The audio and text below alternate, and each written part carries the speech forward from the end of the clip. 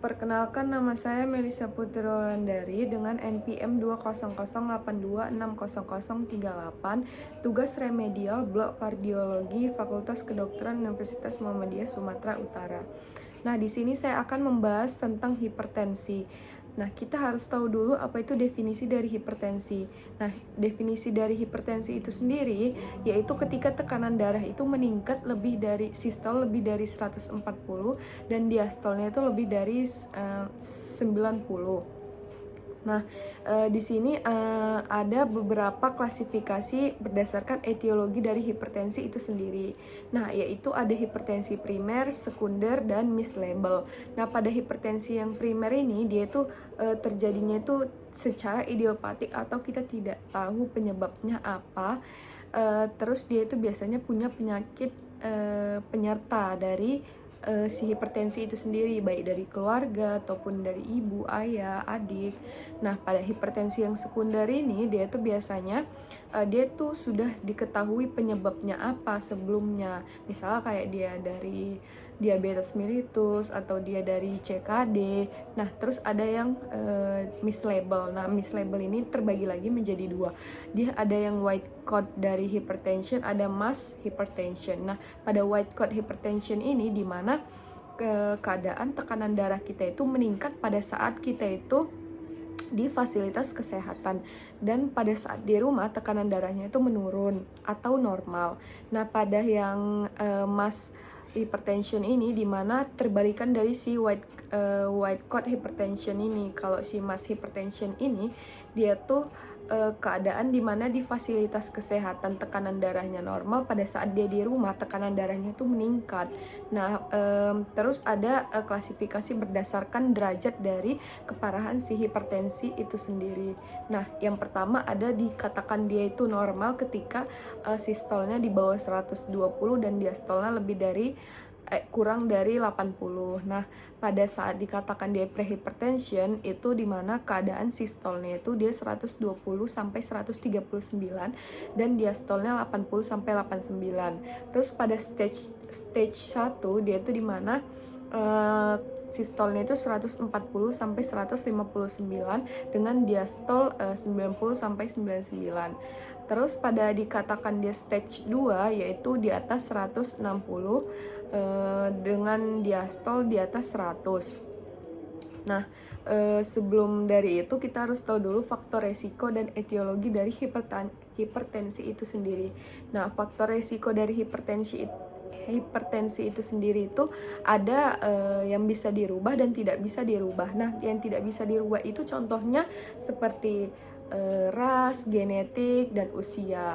Terus kalau pada yang tidak bisa, yang dia bisa diubah itu contohnya seperti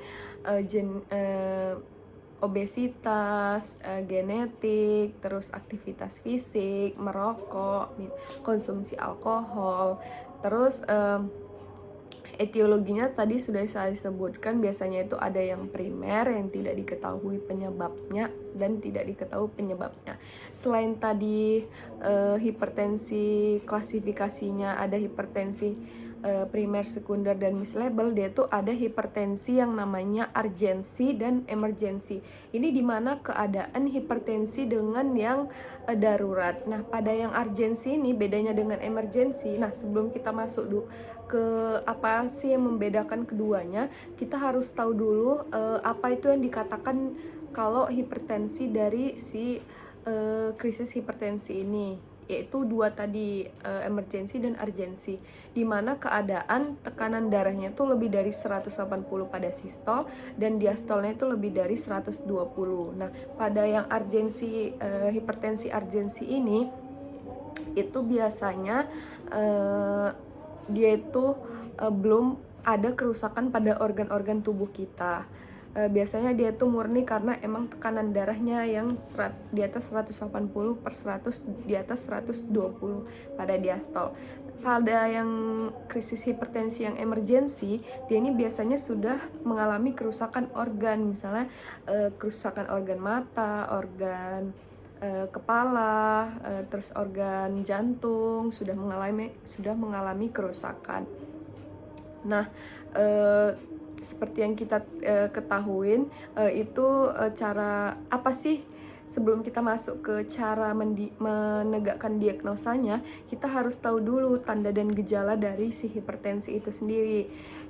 Yang pertama itu biasanya kita merasakan pandangan kabur, pening, sakit kepala, jantung berdebar-debar, terus sulit berkonsentrasi, mudah lelah, bawaannya mudah marah. Nah, selanjutnya kita masuk ke gimana sih cara menegakkan dari hipertensi itu sendiri. Yang pertama, kita bisa menegakkan dia melalui anamnesis, pemfis, pemeriksaan penunjang. Pada anamnesis ini bisa seperti yang saya sebutkan tadi, tanda dan gejalanya mungkin bisa kita tanyakan pasiennya itu mengalami sakit kepala, pandangan kabur, mudah marah, mudah lelah, atau mudah emosi dia, sulit berkonsentrasi, sakit nyeri kepala yang berlebih. Terus pada pemeriksaan fisik itu kita jumpai dia pasiennya takikardi, dan pada pemeriksaan penunjang ini dia tuh kita jumpai tekanan darahnya itu tinggi atau meningkat, terus pada KGD-nya itu meningkat, terus EKG-nya itu dia bisa ada gambaran ST elevasi atau tidak, atau gangguan enstemi atau tidak, terus pada kadar asam uratnya bisa meninggi atau tidak.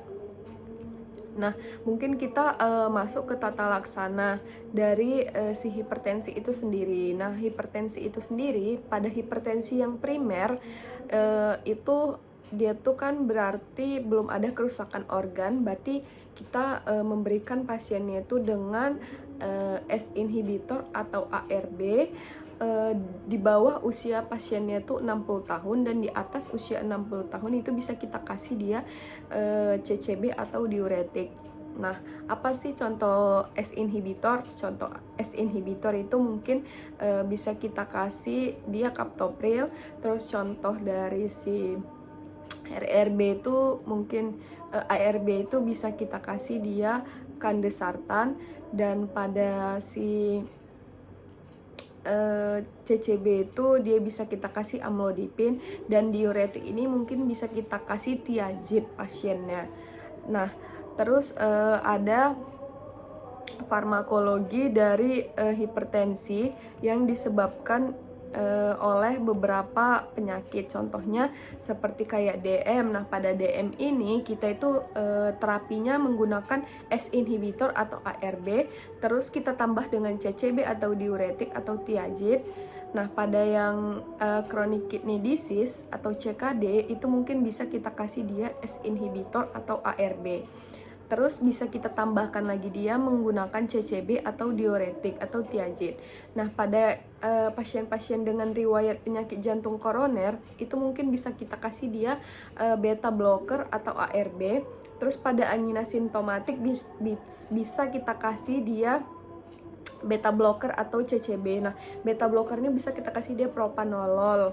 Nah, pada gagal jantung ini bisa kita kasih pasiennya ACE inhibitor atau ARB ditambah dengan beta blocker, ditambah dengan diuretik, dan kita tambah dengan spironolactone. Nah, pada yang LVH atau left ventricular hypertrophy itu bisa kita kasih ARB atau kita kasih ARB plus CCB atau diuretik. Nah, pada atrial fibrilasi mungkin bisa kita kasih beta blocker atau CCB atau dia non DHP. Nah, itu tadi tata laksana dari farmakologi hipertensi. Di sini ada tata laksana non farmakologi dari hipertensi itu sendiri. Yang pertama itu ada penurunan berat badan. Kita suruh pasiennya untuk menjaga berat badannya untuk tetap ideal. Terus kita suruh pasiennya menggunakan diet DAS. Diet akan kaya buah, sayuran, terus diet yang rendah natrium atau lemak. Terus bisa kita batasi intake penggunaan natrium si pasien karena garam tidak baik. Kurangi hingga di bawah 100 mmol per hari.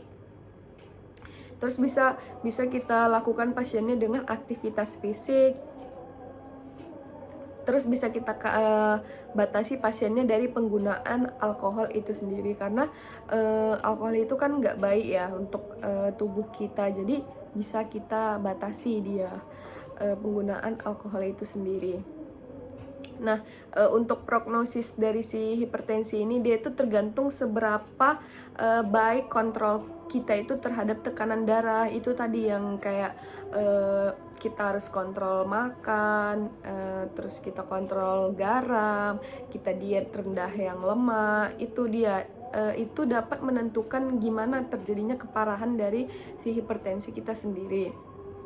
Hipertensi yang tidak terkontrol itu dapat menyebabkan komplikasi berupa kerusakan target organ, sehingga meningkatkan morbilitas dan mortalitas.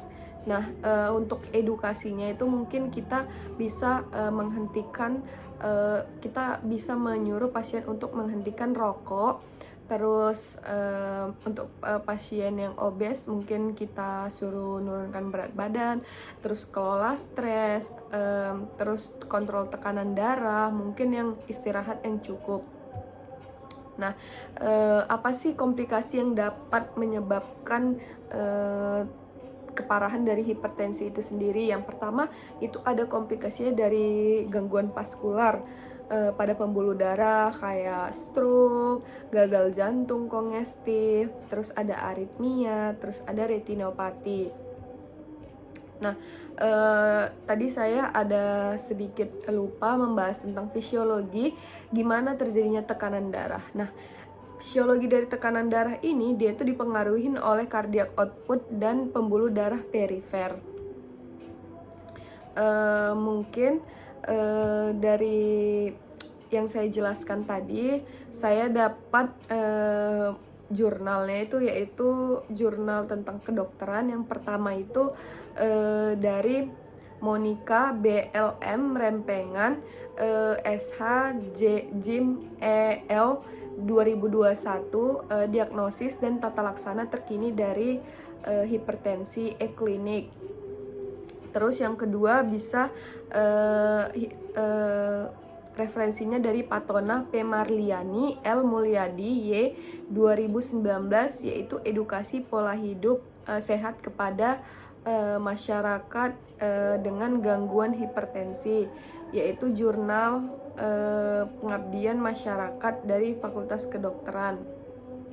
Terus untuk referensi jurnalnya itu bisa saya dapatkan yang ketiga dari Adrian SJ 2019, yaitu hipertensi esensial, diagnosis dan tata laksana terbaru pada dewasa, yaitu dari Cermin Dunia Kedokteran 46 3172 sampai 178. Mungkin berikut saja yang dapat saya sampaikan. Berikut referensi yang sudah saya sampaikan tadi, yang saya dapatkan dari jurnal. Baik dan kurangnya wabillahi taufik walhidayah.